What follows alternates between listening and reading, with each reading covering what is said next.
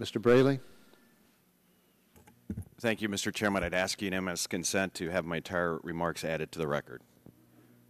Without objection, that'll be the order. Mr. Chairman, I, for one, am not in a state of gloom and doom over this bill. I am excited to be here at the dawning of a new energy revolution in this country, and this document in my hand is the blueprint to get us where we need to go.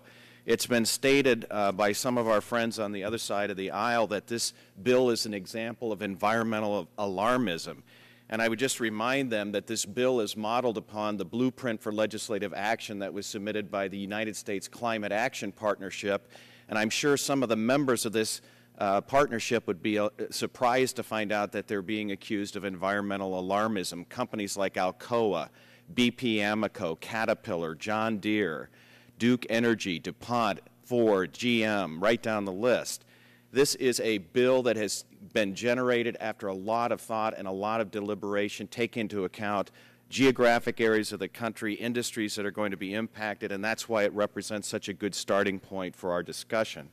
One of our other colleagues, and this is another issue we hear frequently, is the fact that regional differences need to be taken into account, and they are in this legislation. But I'd also like to remind my colleague from Florida that his own state is a perfect example of the enormous economic potential that this bill offers.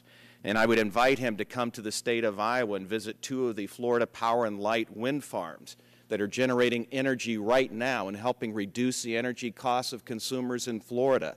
And that company, FPL, holds itself out as the #1 wind energy company in the United States, and yet it has wind farms in Texas, New Mexico, Oklahoma, Kansas, Colorado, Wyoming, South Dakota, North Dakota, Minnesota, Wisconsin, and Iowa. And that's why the potential of clean, renewable energy exists in every part of this country.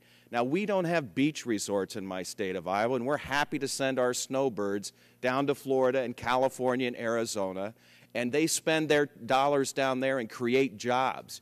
We're happy to return the favor by providing economic opportunities for utility companies like the CEOs that I met with last Thursday from all the major utilities in this country who think that it's time we get moving on this important legislation. And that's why it's time for us to invest in a clean economy.